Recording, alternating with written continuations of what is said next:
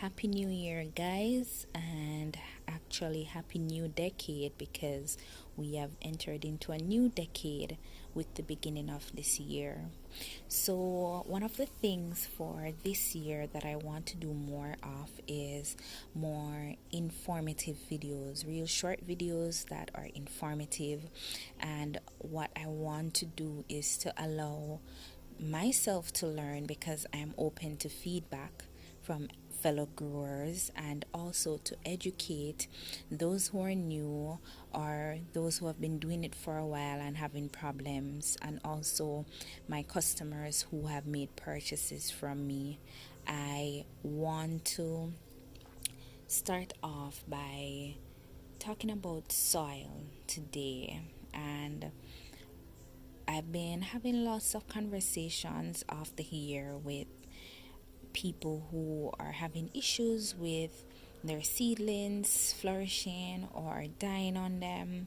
And when I ask about the type of mixture they're using, it's all over the place in terms of what is it that we're getting from garden supply stores.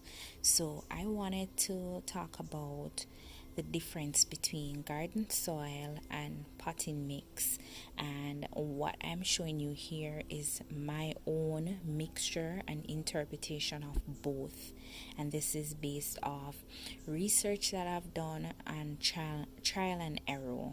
So I'm going to pause and set up, and then we can talk in details about them. Okay, guys, so let's get into it. Let's get into the differences between both medium.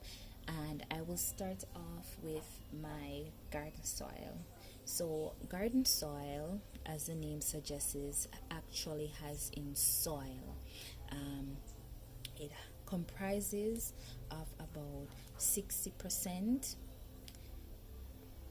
topsoil or garden soil, which is just regular dirt that is outside in your garden or outside that we walk on, and this is mixed in with other drainage material and nutrient material. I am speaking from the point of view of my mix. I add sawdust, I had manure, I add perlite, I had a little peat moss in there and cocoa peat in there, so it has excellent nutritional content and also good drainage. You will find some of these things labeled in the store as garden soil, and it really is just topsoil with probably a little clay added in there. It has no nutritional value and it doesn't have good drainage. So it's good to read what is on the contents of what you're purchasing, and if it probably doesn't has any ingredients in there, probably it is best not to purchase it.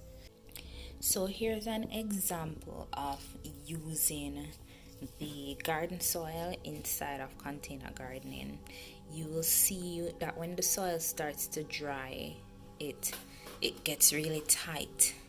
And you see these gaps come up through in the container. So I have this guy growing and he's not doing so well. So some of the times when our plants aren't doing well in containers is because we're using the wrong type of mix. So this is very clay-like. So the best thing for me to do with this guy is to repot it. Do a proper mix and repot it, because this type of soil is not working out for it.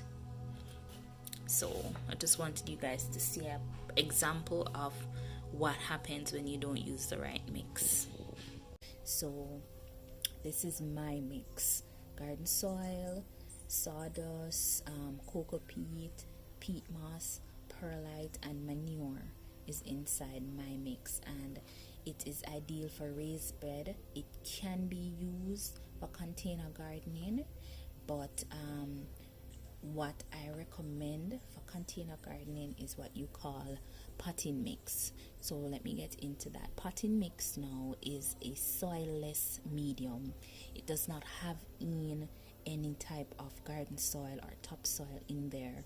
It is comprised of organic materials such as cocoa peat, peat moss. It has in perlite. I also had manure to mine, and I add a little Epsom salt to mine.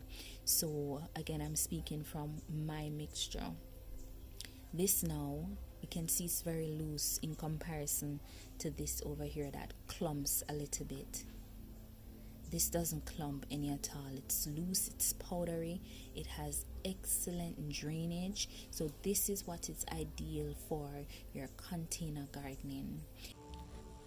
And the quite opposite for this one now. So this one is in this concrete pot that I made, and if you look, I just like literally just touch it, and you can see how soft the soil is, and it will allow for good drainage. So I don't have that kind of restriction, so the roots will do very well in this soil, and this plant will be alright. So I wanted you guys to also see so what a good soil mix does and how it looks in the pot versus one that is not good.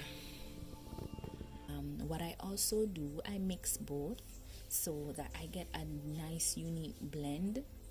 So both can be purchased, both can be mixed together, so you get a light mix, and then now you can use it to spread throughout your container gardening, because this tends to be more expensive because of the materials used. They're harder to source and they are more expensive versus this.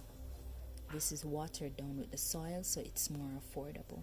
So it's up to you guys to choose what medium you want to grow your stuff in, and you should also evaluate that based off of what you're doing, what you're growing them in, containers versus raised beds, how the drainage is like, and also read up on the plants to see what kind of medium they like to grow in, because each plant is different.